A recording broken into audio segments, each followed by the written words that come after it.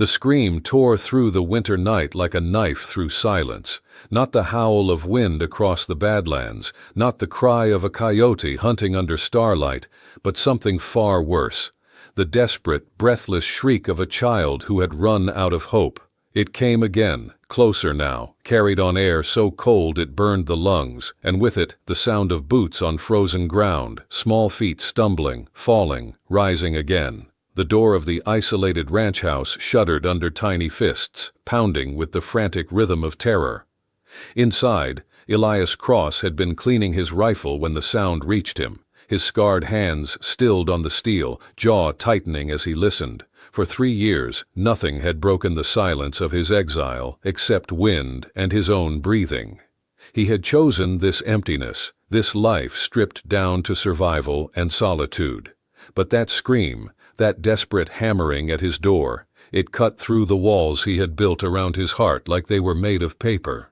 He rose slowly, rifle still in hand, and crossed to the door. When he pulled it open, a child collapsed against his legs. A little Apache girl, maybe 8 years old, her face streaked with tears and dirt, her small hands clutching at his coat like claws. Her words came in gasping sobs, each one breaking like glass. "They're hurting my mama. They're hurting her because she's Apache. Please, mister, please, you have to help her. She said you might. She said you're the only one who might." The girl's eyes, wide and desperate, looked up at him with the kind of hope that could shatter a man. "I have nowhere else to go. Nobody else will help. They're gonna kill her." Before I take you deeper into this story that will shake you to your core, I want to know something. Where in the world are you watching from right now? Are you in your living room in Texas, on a train in London, lying in bed in Sydney?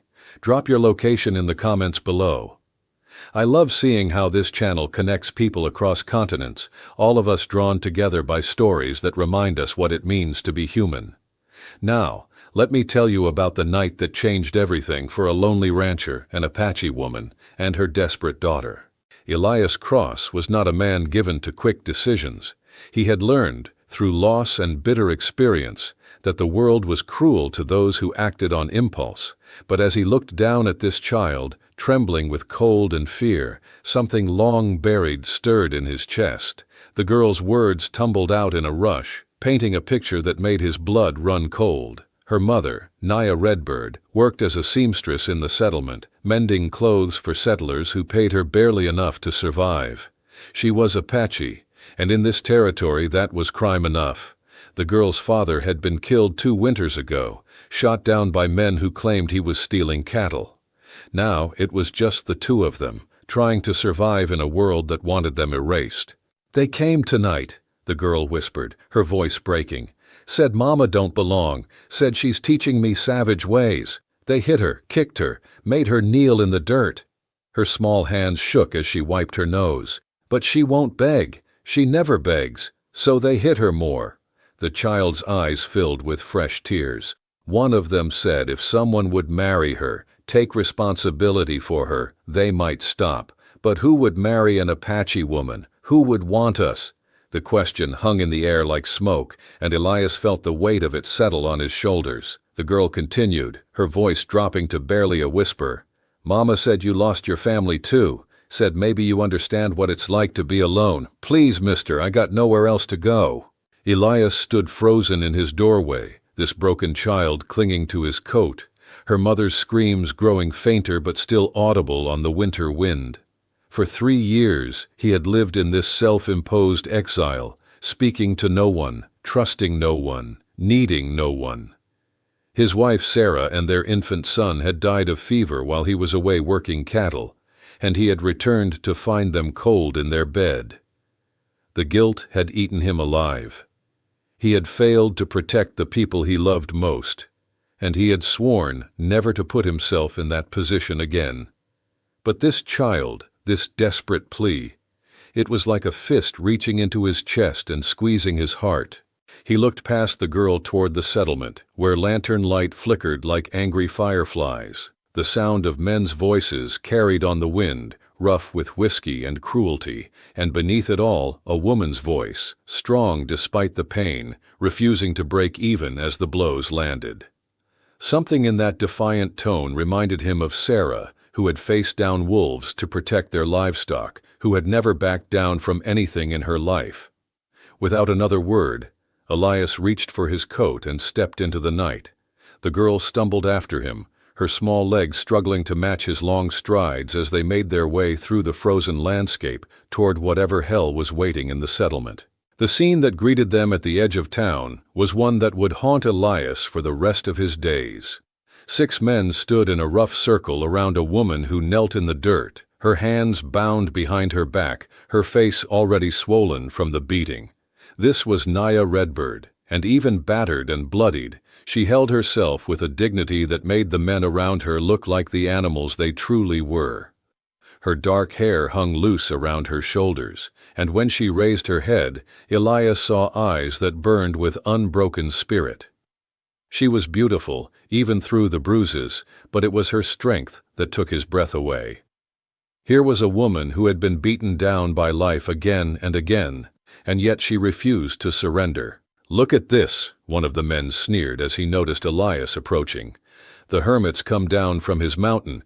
What brings you to town, Cross? Tired of talking to yourself?"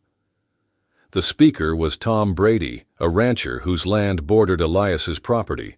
Brady was drunk, they all were, and in their alcohol-soaked minds they had convinced themselves they were righteous in their cruelty. "This don't concern you," Brady continued, gesturing toward Naya with his boot. "Just cleaning up some trash that don't belong." Elias said nothing. He simply stood at the edge of the lantern light, his rifle held loose but ready in his hands. His silence was more unsettling than any threat he could have spoken. The men shifted uncomfortably, sensing something dangerous in his stillness. Brady tried to laugh it off, but there was uncertainty in his voice now. "Hell, maybe you want her, Cross.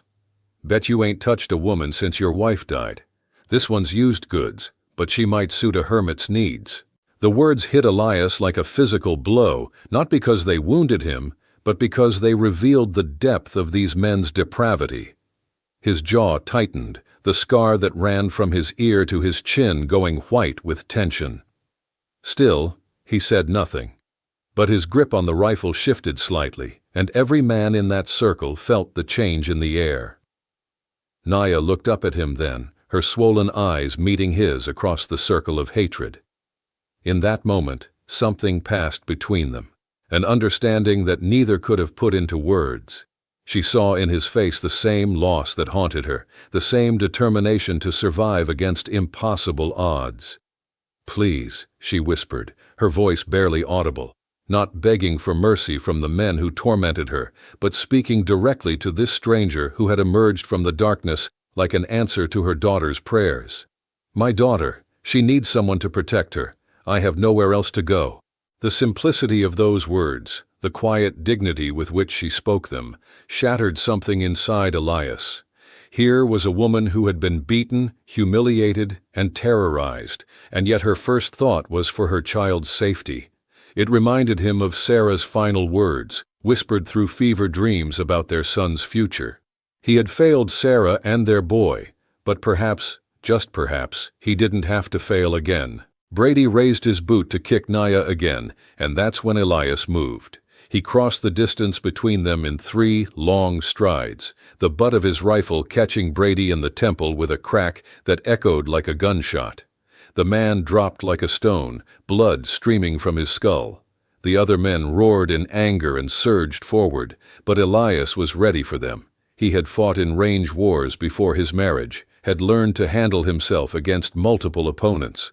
The rifle stock swung again, catching another man in the ribs, and the sound of breaking bones filled the night. The fight was brutal and brief. These were drunk settlers, not professional fighters, and Elias was stone sober and motivated by something deeper than rage. His fists landed with devastating precision, his boots drove men to their knees, and when one fool tried to draw a gun, Elias twisted it from his grip and used it as a club. Within minutes, the remaining men were either unconscious or limping away into the darkness, Brady's blood staining the frozen ground as evidence of what happened to those who mistook Elias Cross for an easy target. When the violence ended, silence fell over the settlement like a blanket. Elias stood breathing hard, his knuckles bloody, his coat torn, but victorious. He turned to where Naya still knelt in the dirt and gently cut her bonds with his knife. She rubbed her wrists, where the rope had cut into her skin, then slowly rose to her feet. For a long moment, they simply looked at each other, this unlikely pair brought together by violence and desperation. "Thank you," she whispered, her voice thick with emotion. Her daughter ran to her side, throwing small arms around her mother's waist and sobbing with relief. Elias watched them embrace, feeling something crack open in his chest that had been frozen solid for 3 years. Without a word, he turned and began walking back toward his ranch. Behind him, he heard Naya's footsteps and her daughter's quick breathing as they followed. He didn't tell them to come, but he didn't tell them to leave either. Sometimes the most important decisions are made in silence. The walk back to the ranch took an hour through the frozen landscape. Naya stumbled once, her strength finally giving out, and Elias caught her arm to steady her. She flinched at first, then allowed his touch, leaning on him as they walked. Her daughter stayed close, one small hand clutching her mother's skirt, the other occasionally reaching out to touch Elias's coat, as if to reassure herself that he was real, that help had actually come. When they reached the ranch house, Elias pushed the door open and gestured them inside. The cabin was Spartan, built for function rather than comfort, but it was warm and clean and safe. He guided Naya to the single chair by the fireplace and began building up the flames while her daughter looked around with wide eyes. It had been years since children's voices had echoed in these walls. "What's your name?" the girl asked suddenly, her voice small but curious. Elias glanced at her as he fed wood to the fire. For a moment, he considered not answering. Names created connections, and connections meant vulnerability, but something in the child's earnest face made him relent. "Elias," he said simply. "Elias Cross." The girl nodded solemnly, as if filing this information away for future reference. "I'm Star," she said, "and this is my mama, Naya." She pronounced it Na-ya, the Apache way, and there was pride in her voice despite everything they had endured. "Thank you for saving us, Mr. Cross. Mama said maybe you would, but I wasn't sure anybody would." Naya's eyes filled with tears at her daughter's words. She had indeed told the child about the lonely rancher who lived on the edge of civilization, the man who had lost everything just as they had. It had been a desperate hope, nothing more. But somehow it had worked. Somehow this stranger had risked everything to save them. As the night wore on, the three of them settled into an awkward but peaceful routine. Elias made coffee and found some bread and jerky for them to eat. Naya cleaned her wounds at the wash basin, while Star curled up by the fire, exhaustion finally claiming her small body. They spoke little, but the silence wasn't empty. It was full of unspoken understanding, of shared loss, and the tentative hope that perhaps they had all found something they didn't even know they were looking for. "They'll come back," Naya said quietly when Star had fallen asleep. She sat in the chair by the fire, her bruised face turned toward the flames. "Men like that don't forgive being humiliated. They'll want revenge." Elias nodded from where he sat on a wooden crate, his rifle across his knees. "I know," he said. "Let them come." There was something in his voice, a quiet certainty that made Naya study his face more closely. This was not a man who made idle boasts. This was someone who had seen violence and was prepared to see more if necessary. It should have frightened her, but instead she felt safer than she had in years. "Why?" she asked suddenly. "Why did you help us? You don't know us. We're nothing to you." Elias was quiet for so long that she thought he wouldn't answer. When he finally spoke, his voice was rough with old pain. "Had a family once, wife and son. Lost them both to fever while I was away. Came home to find them cold." He stared into the fire, his jaw working. "Swore I'd never let myself care about anyone again. Swore I'd never put myself in a position to fail people I was supposed to protect." Naya's heart ached for him, recognizing the guilt that ate at him from the inside. "But you helped us anyway. she said softly. Your daughter's eyes, he said simply. They reminded me of my boy. And you, the way you wouldn't break even when they had you beaten down. That reminded me of Sarah, my wife. He looked at her then, really looked at her, and she saw in his gaze a pain that matched her own. Maybe some things are worth the risk. The words hung between them in the firelight, fragile and precious. Neither of them was ready for anything more than survival, but perhaps survival was enough for now. Perhaps it was more than enough. Days passed in a strange, suspended peace. Elias went about his ranch work while Naya recovered from her beating, and Star explored this new sanctuary with the resilience of childhood. The girl followed Elias around like a shadow, chattering about everything and nothing while he worked. He found himself listening to her stories about her mother's sewing, about the songs Naya sang in Apache, about the father she barely remembered but missed terribly. Naya proved to be more help than hindrance despite her injuries. She mended Elias's clothes with skill that impressed him, cooked meals that were the best he had tasted in years, and brought a warmth to the cabin that had nothing to do with the fireplace. She sang sometimes in the evenings, low Apache lullabies that filled the empty spaces in his heart he had thought were permanently sealed. But the peace couldn't last. Tom Brady might have been beaten unconscious, but he wasn't dead, and his pride demanded satisfaction. Word came through a sympathetic trader that men were gathering, not just Brady's friends, but others from neighboring settlements who saw Elias's protection of an Apache woman as a personal affront to their way of life. They spoke of teaching lessons, of showing what happened to white men who forgot their place in the natural order of things. They're coming, Naya said one evening as she tucked Star into the makeshift bed Elias had constructed for the child. I can feel it, like a storm building on the horizon. Elias nodded grimly. He had been preparing for days, cleaning weapons, checking ammunition, reinforcing the cabin's defenses. How many do you think? Naya asked. Too many, he admitted. More than I can handle alone. He looked at her across the cabin, this woman who had become so important to him in such a short time. There's still time for you and Star to run. I could create a distraction, give you a head start. Naya's eyes flashed with something that might have been anger. And go where? They'll hunt us down like animals, and you'll be dead. At least here, together, we have a chance. You don't understand, Elias said urgently. These men, they're not just angry. They're terrified of what it means if a white man can choose an Apache woman over their precious order. They'll kill us all before they let that stand. Then we'll die together, Naya said simply. I'm tired of running, Elias, tired of being afraid. If this is where we make our stand, then this is where we make our stand. Star, who they thought was asleep, sat up in her bed. Are the bad men coming back? She asked, her voice small but steady. Elias and Naya exchanged glances. There was no point in lying to her.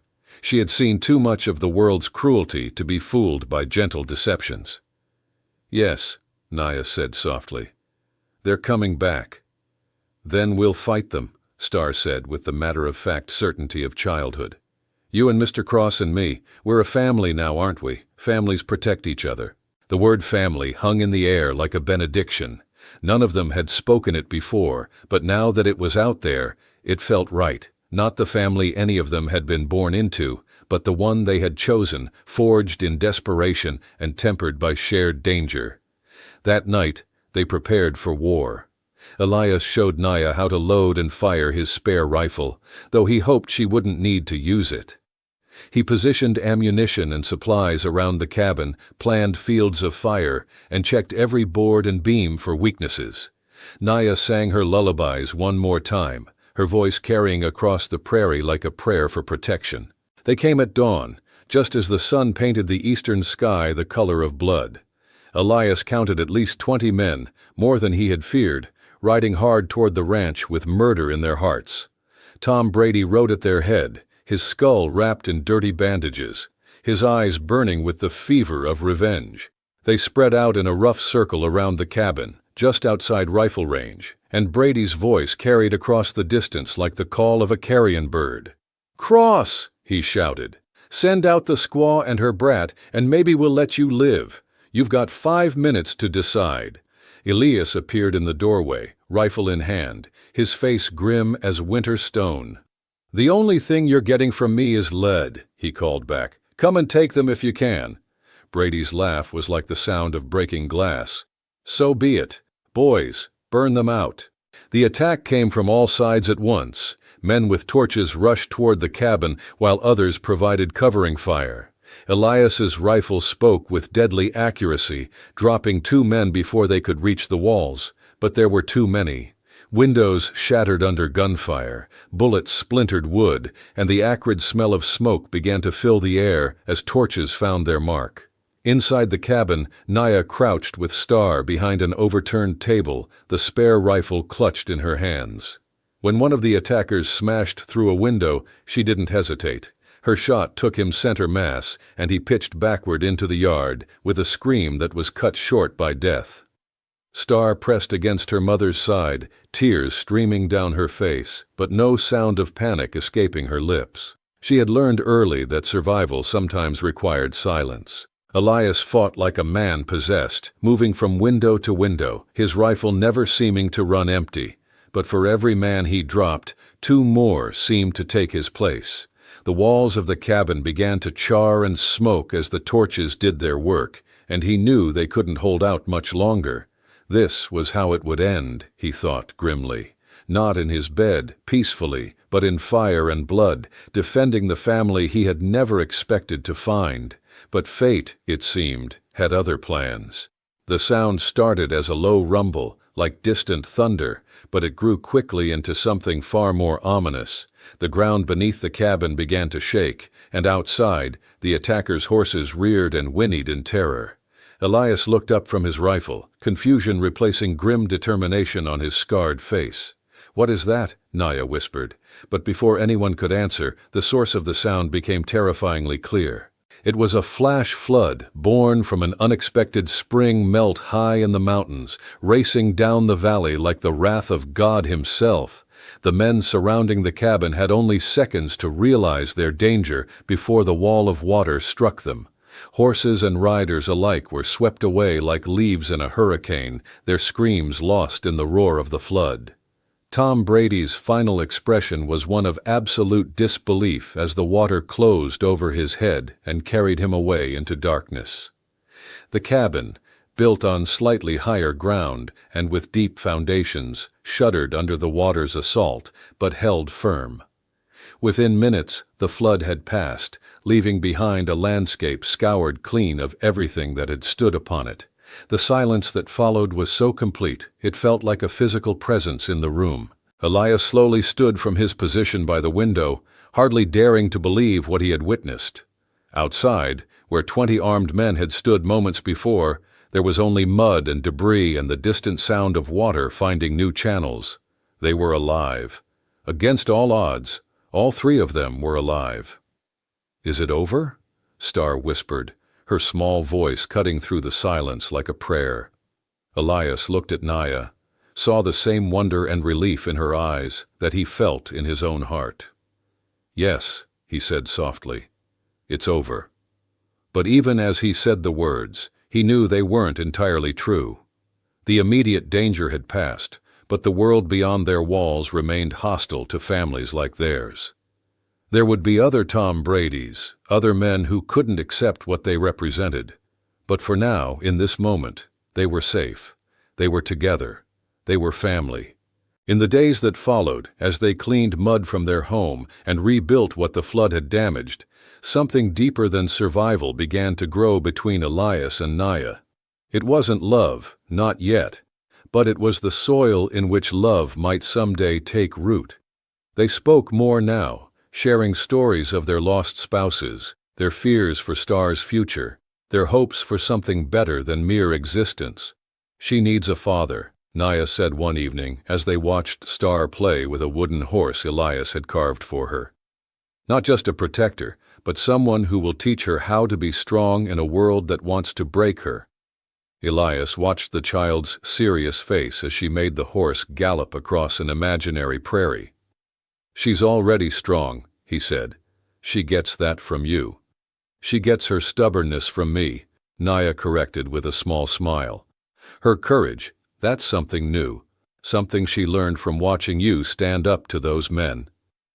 They married quietly a month later, not in a church that wouldn't have welcomed them, but under the vast sky of the prairie with only Star as witness. The words they spoke weren't from any official ceremony, but came from their own hearts, promises forged in fire and tempered by loss. They promised to protect each other, to stand together against whatever the world might throw at them, to be family in the truest sense of the word. Star clapped her hands when they kissed, a brief, tentative meeting of lips that sealed their unlikely union. "Now we're really a family," she announced with satisfaction, as if she had been the architect of the entire arrangement. And perhaps she had been. Perhaps it had all started with a desperate child pounding on a lonely man's door, begging him to save her mother, never knowing that in doing so, she would save them all. The years that followed weren't easy. There were other Tom Bradys, other confrontations, other times when violence seemed like the only answer to the hatred they faced. But there were also quiet mornings when Naya's songs filled the cabin with beauty, afternoons when Star's laughter echoed across the prairie, evenings when Elias felt the ice around his heart continue to thaw. They built something together that was stronger than the sum of its parts. Not just a family, but a fortress of love in a world that had little enough of either. And when Star grew old enough to understand the full story of how they had come together, she would tell her own children about the night her mother begged a lonely rancher for help, and how that act of desperation had created something beautiful and lasting and true. But I'm getting ahead of myself. That's a story for another time, another telling. For now, it's enough to know that sometimes, when the world seems darkest, when hope feels like a luxury we can't afford, a desperate voice in the night can change everything. Sometimes a child's plea for help can build a bridge between two broken hearts. Sometimes love really can conquer hate, even if it takes a flood from heaven to clear the way. If this story moved you, if it reminded you that even in our darkest moments we're not truly alone, then don't let it end here. Share it with someone who needs to hear it. Subscribe to this channel so you won't miss the other stories waiting to be told. And most importantly, remember that you have the power to be someone's answer to a desperate prayer. You have the power to open your door when someone pounds on it in the night, seeking nothing more than a chance to survive. The world is still full of Tom Bradys, people who choose hate over hope, fear over love.